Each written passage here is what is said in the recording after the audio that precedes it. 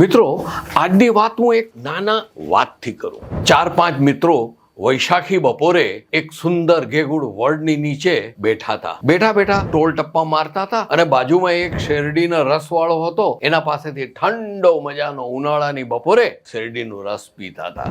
સમય જતો ગયો, 10-15-20 મિનિટ થઈ હશે. ત્યાં એ લોકોના ગામના એક વડીલ મુરબ્બી જે વિદ્વાન હતા, ત્યાંની લોકલ કોલેજમાં વિદ્વાન પ્રાધ્યાપક હતા. એ આવ્યા, નીકળ્યા, હસ્યા. શું કરો છો એમ કરીને પૂછ્યું. મિત્રો કે સાહેબ આનંદથી બેઠા છીએ, ફર્સ્ટ ક્લાસ ઠંડા પવનમાં શેરડીનો રસ પીએ છીએ. શું અદ્ભુત રસ છે, ભગવાનની ખરેખર કૃપા છે. તમે પીશો? ત્યારે વડીલ ખડખડાટ હસી પડ્યા. પેલા કે સર કેમ તમે હસો છો? મિત્રો મને એ કહો, તમે એમ કહો છો કે આ સુંદર રસ છે, મીઠો મજાનો મધુર રસ છે, આટલું ઘેગુડ વડ છે ને એમાં ઠંડો પવન આવે છે, એ ભગવાનની કૃપા છે.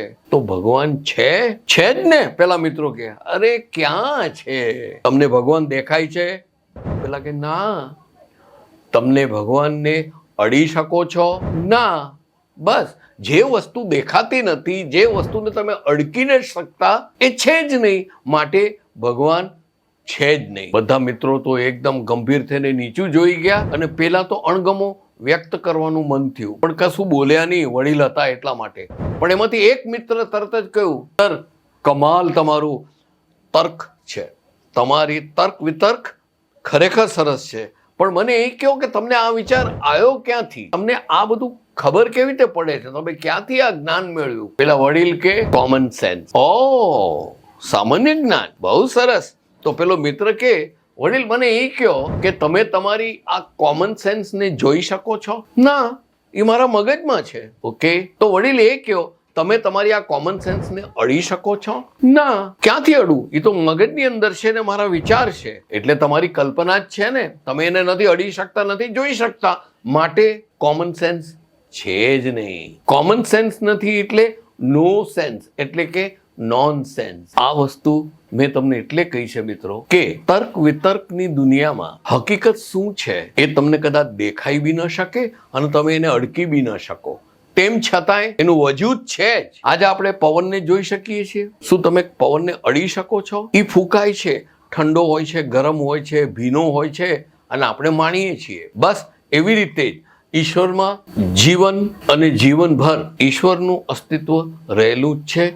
આપણે એને જોવો કે ન જોવો, એને અડો કે ન અડો, તમે એને મહેસૂસ કરી શકો, એને ફીલ કરી શકો છો. મિત્રો એવી રીતે જ જીવનમાં તમારે જો સફળ થવું હોય ને, તો આવા ખોટા તર્ક વિતર્કમાં, હા કે ના આર્ગ્યુમેન્ટ્સમાં ખોટો સમય બગાડવો નહીં. એ છે જ. આપણા વડીલ મુરબ્બીઓ એમ કહેતા કે ઈશ્વર સિવાય પાંદડું બી નથી હલતું, એને સ્વીકાર કરો. એમાં ખોટો વિચારવાનો ને કે એના વિશે આઘી પાછી કરવા માટે સમય નહીં ખરાબ કરો.